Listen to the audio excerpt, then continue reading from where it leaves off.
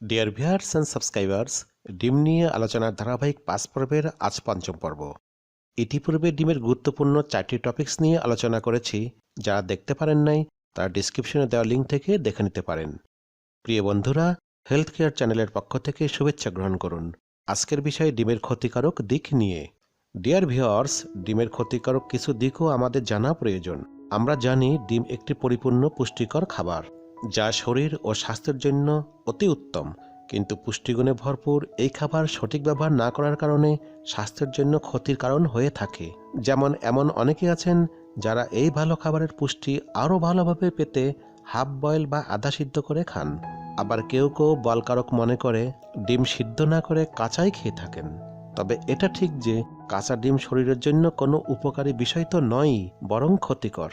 এতে bird floor মতো কঠিন রোগ ডিমের মাধ্যমে ছড়াতে পারে। অন্যদিকে ডিমের গায়ে লেগে থাকা পাখির মল থেকে সালমনেরা এন্টেরাইটাইটিস এবং সালমনেরা টাইফিমুরিয়াম নামক জীবাণু থাকতে পারে, যা স্বাস্থ্য ঝুঁকির কারণ। প্রিয় দর্শক শ্রোতা, ডিমের খোসায় ক্ষুদ্রাতি ক্ষুদ্র ছিদ্র দিয়ে ব্যাকটেরিয়া ডিমে ঢুকে পড়ে। সালমনেরা বা টাইফয়েডের জীবাণু থাকে কাঁচা ডিমে। সিদ্ধ করলে জীবাণুটি নিষ্ক্রিয় হয়, তবে অর্ধসিদ্ধ করলে বা কাঁচা খেলে এই জীবাণু শরীরে ঢুকে যায় এবং টাইফয়েডে আক্রান্ত হওয়ার ঝুঁকি বাড়ে।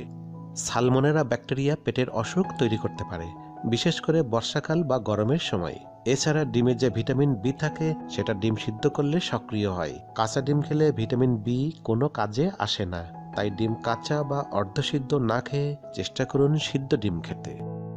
ডায়াবেটিস রোগীদের ক্ষেত্রে ডিমের কুসুম ক্ষতিকর। একটি গবেষণায় দেখা গেছে অতিরিক্ত ডিম খাওয়া ডায়াবেটিস টাইপ 2 এর একটি কারণ। স্ট্রোক বা হার্ট ডিজিজে সপ্তাহে 6টি ডিম মোটেই কোনো প্রভাব ফেলে না, তবে সপ্তাহে 7-এর অধিক ডিম ক্ষতির কারণ হয়ে দাঁড়াতে পারে, যা 2009 সালে 21,000 জনের উপর স্বাস্থ্যবিজ্ঞানীদের করা একটি গবেষণায় এটা দেখা যায়। প্রিয় দর্শক, আমরা আরও একটা যে ভুল করে থাকি তা হলো বাজার থেকে ডিম কিনে বাড়িতে এনে বেশি দিন বাইরে রাখলে ডিম নষ্ট হয়ে যাবে এই আশঙ্কায় ফ্রিজে ডিম রাখার নির্দিষ্ট জায়গায় সুন্দর করে সাজিয়ে রাখি। পুষ্টিবিদদের মতে ফ্রিজে তাপমাত্রা শূন্যরও বেশ খানিকটা নিচে থাকে বলে এখানে খাবার রাখা নিরাপদ হলেও ডিমের ক্ষেত্রে উল্টোটাই ঘটে। পুষ্টি বিশেষজ্ঞরা বলছেন ফ্রিজে ডিম রাখলে ডিমের মধ্যে এক ধরনের ক্ষতিকর ব্যাকটেরিয়া জন্ম নেয়। আমাদের মধ্যে বেশিরভাগই ফ্রিজ থেকে ডিম বের করেই রান্না করে ফেলি। তাপমাত্রার পরিবর্তন না ঘটায় সেই সব ক্ষতিকর ব্যাকটেরিয়া ডিমের মধ্যে জীবিত অবস্থাতেই থাকে। ফলে খাদ্যে বিষক্রিয়া বা নানা রকম সংক্রমণের আশঙ্কা অনেকটাই বেড়ে যায়। পেটের সমস্যাও হতে পারে এ থেকে। পুষ্টিবিদদের মতে ফ্রিজ থেকে ডিম বের করে বাইরের স্বাভাবিক তাপমাত্রায় অনেকক্ষণ রেখে ডিম রান্না করলে বিপদের ঝুঁকি খানিকটা কমে যায়। বিশেষজ্ঞরা এই সমস্যার খুব সহজ সমাধান জানিয়েছেন। তাদের পরামর্শ হচ্ছে ডিম কিনুন অল্প সংখ্যায়, ঠিক যতটুকু প্রয়োজন, যাতে 2-1 দিনেই সব রান্না করে শেষ করা যায়। অডিয়েন্স অনেকেই বলে থাকেন ডিম খেলে অ্যালার্জি হয়। আসলে চিকিৎসা বিজ্ঞানের ভাষায় অ্যালার্জির উদ্রেক অন্যান্য খাবার যেমন গরুর মাংস, ইলিশ মাছ, চিংড়ি মাছ, কচু বা অন্য যে কোনো খাবারেই হতে পারে। সেক্ষেত্রে শুধু ডিমের দোষ দেওয়া অমূলক। তবে ডিম বা ডিম দিয়ে তৈরি কোনো খাবার খাওয়ার ফলে কারো যদি অ্যালার্জির উদ্রেক হয়ে থাকে সেক্ষেত্রে ডিম খাওয়া বন্ধ রেখে চিকিৎসকের পরামর্শ নিতে হবে। ভিউয়ার্স, অনেকেই মনে করেন ডিম খেলে বাত হয়, বিশেষ করে হাঁসের ডিম। বাতের অন্যতম কারণ হলো রক্তের ইউরিক অ্যাসিডের পরিমাণ বেড়ে যাওয়া। ডিমের সাদা অংশে যে ইউরিক অ্যাসিড থাকে তা খুবই সামান্য, যা আমাদের শরীরের কোনো ক্ষতি করে না। ডিম খেলে বাত হয় এমন ধারণাকে চিকিৎসা বিজ্ঞান কুসংস্কার বলেই মনে করেন।